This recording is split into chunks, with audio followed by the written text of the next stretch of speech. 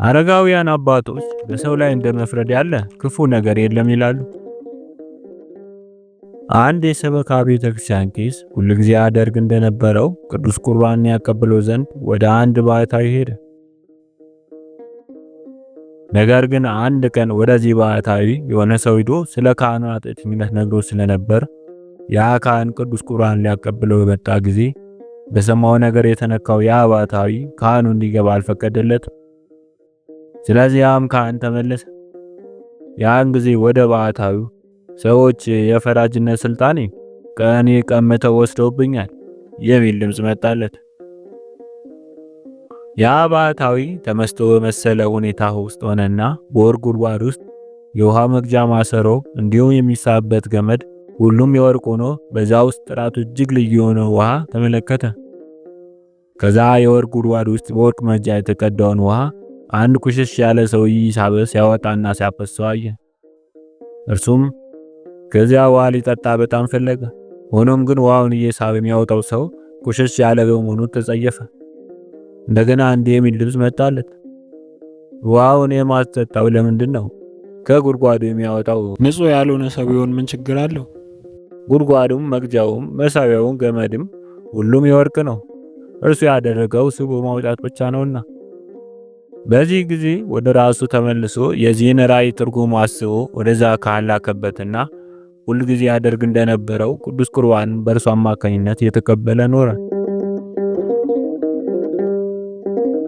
አንተ ንጹሕ ብትሆን በአመንዝራው ላይ አትፍረድበት፣ አለበዚያ አንተም እንደርሱ ሕግን አፍራሽ በደለኛ ትሆናለህ። ምክንያቱም አታመንዝር ያለ እርሱ አትፍረድም ብሏልና።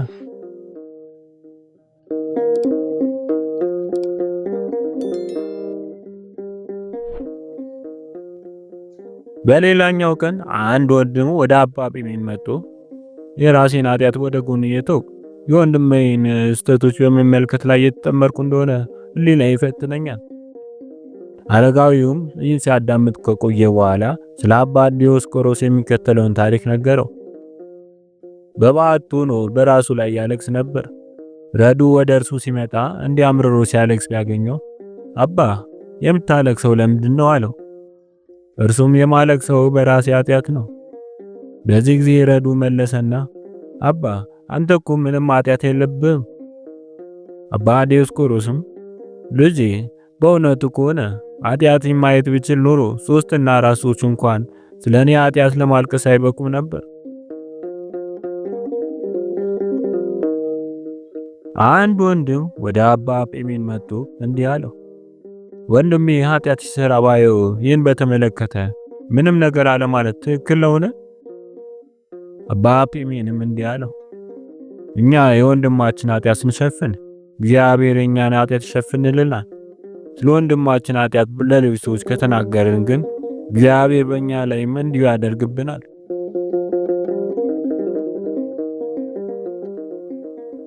ሁለት ወንድሞች በአንድ ገዳም አብረው ሲኖሩ እጅግ ይዋደዱ ነበር። ከእግዚአብሔር ዘንድም ብዙ ጸጋ ተሰጥቷቸው ነበር። በአንዱ ላይ ያደረው ጸጋ መንፈስ ቅዱስም ለሌላው ይታየው ነበር። ከእነርሱ አንደኛው አንድ ቀን ከቦታው ወጥቶ ሳለ ከወንድሞች መካከል አንዱ በዓርብ ቀን በጠዋት ሲበላየው። በዚያን ጊዜ አንተ በዓርብ ቀን በጠዋት ትበላለህን? አለው። ያም ወንድም አልመለሰለት። በማግስቱ እንደ ልማዱ ጸጋ መንፈስ ቅዱስ በእርሱ ላይ ሲወርድ ለማየት ያኛው ወንድም ወደዚህኛው መጣ። ሆኖም ግን አላየ። በዚህ ጊዜ ፈጽሞ አዘነና ወንድሜ ሆይ ምን ያገኘ ነገር አለ? ከእግዚአብሔር ዘንድ የሚሆነውን ጸጋ ቀድሞ እንደማየው አሁን በአንተ ላይ ሲወርድ አላየውምና። ይህም እንዲህ አለው፣ እኔስ ምንም ያደረኩትም ሆነ የተናገሩት ክፉ ነገር ትዝም አይለኝ። ያም ወንድም መልሶ እንዲህ አለው፣ ለማንም ሰው አንዲትም ቃል እንኳን አልተናገርክም? ለዚህ ጊዜ ወንድም ትዝ አለውና አዎ ትናንትና ከሐዋ አንዱ በጠዋት ሲበላይቸው በዓርቡ ምድር እንዴት በጠዋት ትበላለህ ብየዋለሁ። ኃጢአቴ ይህ ነው። ነገር ግን ከእኔ ጋር 2 ሳምንት አብረኝ ድከም፣ እግዚአብሔር ኃጢአቴን ይቅር ይለኝ ዘንድ ለምንልኝ። ሁለቱም እንዲሁ አደረጉ።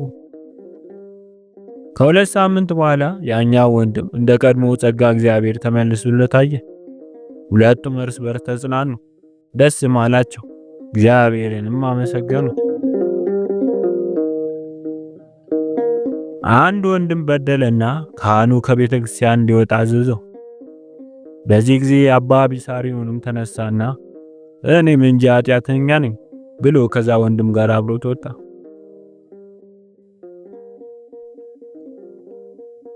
ከእኔስ ውሻ ይሻላል፣ ምክንያቱም ውሻ በሌላው ላይ አይፈርድም፣ እንዲሁም ደግሞ ጌታውን ይወዳልና።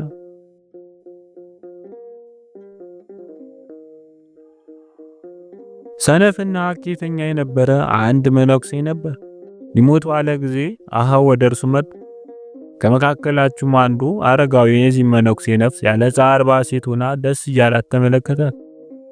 አረጋዊው በምንኩስና ሕይወት እንዳልደከምክ እናውቃለን። አሁን እንዴት በደስታ ወደ ክርስቶስ ልትሄድ ቻልክ? እርሱም እንዲህ አለው፣ አዎ አባ ያልከው እውነት ነው።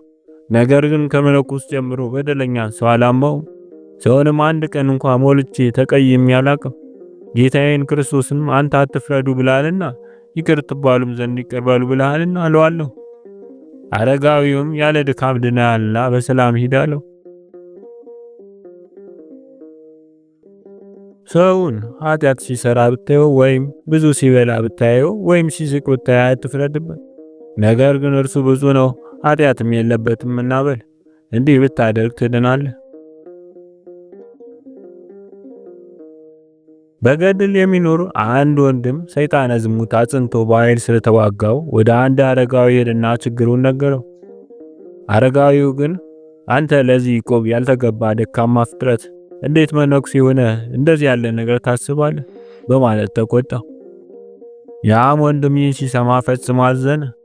ከዚያም ተስፋ ቆርጦ ወደ ዓለም ይገባ ዘንድ መንገድ ጀመረ። በእግዚአብሔር ትእዛዝ ጳውሊ የሚባል መነኩሴ መንገድ ላይ ተገናኘው። እርሱም ይህን ወንድም ሲታወቅ አየውና ወንድሜ ምን ሆነ ነው?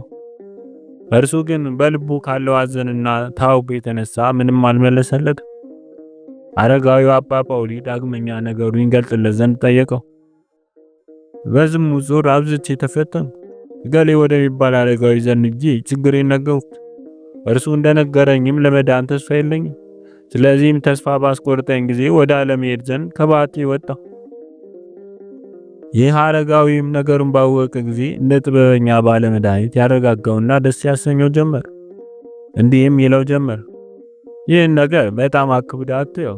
ነፍስህን ከመድኃኒቷ ተስፋ አታስቆርጣት። እኔ እንደምታይ ለዚህ ሽምግልና ደርሻለሁ፣ ሸብቻለሁ። ነገር ግን በዚህ ጾር ገና አሁንም ድረስ እታወካለሁ። ስለዚህም በዚህ በደረሰብህ ፈተና አትተክዝ፣ አትዘን። በመከራችን አንጻር የእግዚአብሔር ቸርነት ይረዳናል። ስለሆነም ይህችን ቀን ብቻ እሺ በለኝና ወደ ቦታ ተመለስ። እርሱም ሰማውና ተመለሰ። አባ ጳውሊ ይህን ወንድም ተስፋ ያስቆረጠውን አረጋዊ ወደ አለበት ቦታ ሄደና በውጭ ቆሞ እግዚአብሔርን በብዙ እንባ ሆኖ እንዲህ ሲል ለመነው። አቤቱ ጌታ ሆይ ለጥቅማችን ስትል በእኛ ላይ የምታደርገውን ነገር አንተ ታውቃለህ። በዚህ ሁሉ ዘመኑ ያልተማረውን በጥቂት ዘመኑ ይማር ዘንድ ሽምግልናውን ያውቅ ዘንድ እንዲሁም ስለሚጋደሉ ሰዎች ፈተና አውቆ ስለ እነርሱ አብሯቸው ያዝና ድካማቸውን ይሸከም ዘንድ ይህች ጾር ከዚህ ወንድም እርሱን ተስፋ ወደ አስቆርጠው ወደዚህ አረጋዊ ተሰዳት ዘንድ ለምናለሁ። ጸሎቱን በፈጸመ ጊዜ ሰይጣንን በአረጋዊ ማደሪያ አጠገብ ቆሞ ጦሩን እየላከ ሲወጋው አየ። ያን ጊዜም ያ አረጋዊ እንደሰከረ ሰው ሆኖ ከማደሪያው ወጣና ወዲና ወዲያ ይል ጀመር። መቆሙ ሆነ ወደ ባቱ መግባት የማይችል ሆነ። ያ ወንድምም ወደ ዓለም ልመለስ ብሎ ሊሄድበት በነበረው መንገድ መሄድ ጀመረ። አባ ጳውሊም ይህን ስላወቀ ከመንገዱ ቆሞ ጠበቀውና ወዴት እየሄድክ ነው? ከባት እስክትወጣ ወደ ዓለም እስክትመለስ ያደረሰህ ችግር ምንድነው? አለው። አረጋዊ የሆነውን ነገር ሁሉ እንዳወቀበት ስላወቀ ከድንጋጤው የተነሳ ሊመልስለት አልተቻለው። አባ ጳውሊም ወደ ማደሪያ ተመለስ፣ ከዚህ በኋላ ድካምህን እወቅ።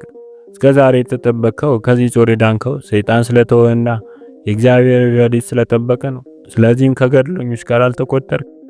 ይህ ፈተና አንድ ቀን እንኳን መታገስ አልቻልክምና አሁን የደረሰብህም ከሁላችን የሸሸ አንድ ወጣት ወደ አንተ ቢመጣ እርሱን በመርዳትና ለገድሉ የሚጠቅመውን ነገር በማድረግ ፋንታ ተስፋ አስቆርጠህ ሰደድከው።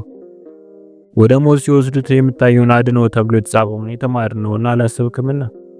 እንዲሁም ጌታችን መድኃኒታችን የዘቀጠቀጠ ብር አይሰበርም፣ የሚጨስተው አፍም አያጠፋም የተባለው ምሳሌ አላሰብክም። ዳግመኛም ከእግዚአብሔር ጸጋና ረድኤት በስተቀር የጠላትን ምክርን የሚያቃጥል ጦሩን ሊያጠፋና ሊቃወም የሚችል እንደሌለ ወቅ። የሰውን ድካም የሚጠብቀውን የሚያጸናው እርሱ ነውና። እግዚአብሔር ዛሬ ይህን ያደረገው ለሁላችን መድኃኒት ነው። አሁን ይህን ያገኘ ፈተና እግዚአብሔር ያርቅልን ዘንድ እንጸልይ። ይህን ብሎ ሲጸልይ የወረደበት ፈተና ተወው። አረጋዊውንም የሚገባ ነገር እንናገር ዘንድ ጥበቡን እንዲሰጠን እግዚአብሔር ሁሉ ጊዜ መለመን ይገባናል። በአንጾኪያ የሚኖር አንድ አረጋዊ ሰው ኃጢአት ሲሰራ ሲያይ በጣም የሚናደድ የሚበሳጭ ረድ ነበረው። አረጋዊው ግን እንዲህ ያለ ይመክረውና ይገስጸው ነበር። ነፍስህን በሚያጠፋ በከባድ ፍርድና ጥፋት ውስጥ ሆነ እንዳለ በእውነት እነግርሃለሁ። የሰውን እውነተኛ ስራና ማንነት ከራሱ በስተቀር ሌላ ማንም የሚያውቅ የለምና። በሰዎች ፊት ብዙ ኃጢአት ሲሰሩ ነገር ግን በሕቡ ንስሐ ገብተው ወደ እግዚአብሔር የተመለሱና የተቀበላቸው ብዙዎች አሉና። እኛ ያየነው ኃጢአታቸውን ነው። ደግነታቸው፣ ትክክለኛ ማንነታቸውን የሚያውቀው ግን እግዚአብሔር ብቻ ነው። ዘመናቸውን በኃጢአት አሳልፈው ወደ ሞት ሲቃረቡ ንስሐ ገብተው የዳኑ ብዙዎች አሉ። በቅዱሳን ጸሎት የዳኑ ብዙ ኃጥአንም አሉ። ስለዚህ ማንም ሰው ሌላውን ሰው ኃጢአት ሲሰራ በዓይኑ ቢያየው እንኳ ይፈርድ ዘንድ አይገባው። ፈራጅ አንድ ወልድ እግዚአብሔር ብቻ ነውና። የሚፈርድ ሰው ግን ፈራጅ የሆነውን ጌታችን ኢየሱስ ክርስቶስ መቃወሙ ነው።